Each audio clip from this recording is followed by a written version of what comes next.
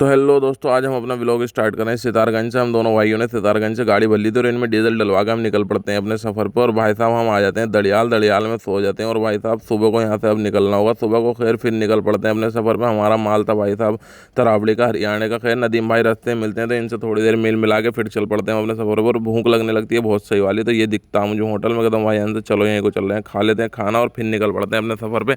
और जहाँ का हमारा माल था भाई साहब वहाँ हम पहुँच जाते हैं। खैर सुबह होती है ये नान के साथ में भाई साहब। भूख तो देखो लगती है और इंसान खाना भी खाता है। खैर फिर भाई साहब ये कूद काद देख कर रात हो जाती है, रात का खाना खा के सो जाते हैं। सुबह उठते हैं भाई साहब तो चाय वाय पी के हम अपनी गाड़ी ले आते हैं, सीधे लगा देते हैं। कल का हमारी गाड़ी नहीं उतरी थी, आज उतरेगी। खैर नसीम भाई बनाने लगते हैं मुर्गा, और हमारी गाड़ी खाली हो चुकी थी और मुर्गा भी बन चुका था। तो भाई साहब पहले आगे हम लपेट देते हैं मुर्गा लपेट के हम भाई साहब इधर को आता हूँ तो यहाँ पूरा गाँव वाला माहौल था।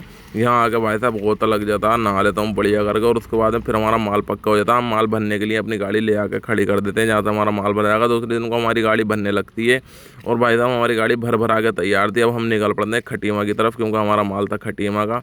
और भाई साहब रात हो जाती है, गाड़ी चलती रहती है। खैर हमें सुबह ला के भाई साहब भटकना पड़ता है हापुड़ में हमारी गाड़ी खड़ी हो जाती है, जाम लग जाता है 3 बजे भाई साहब। सुबह तो हमारे यहाँ होटल हत्ता आता, तो हम यहीं को आके और चाँप लगवा के भाई साहब पेल पाल देते हैं। उसके बाद में आते हैं हम गढ़गंगा पे। और गढ़गंगा से होते हुए देखो कितना जाम लग रहा है। गढ़गंगा से होते हुए भाई साहब हम निकल पड़ते हैं फिर अपने सफ़र पर। और हमारा जहाँ का माल था वहाँ ला के हम अपनी गाड़ी खड़ी कर देते हैं।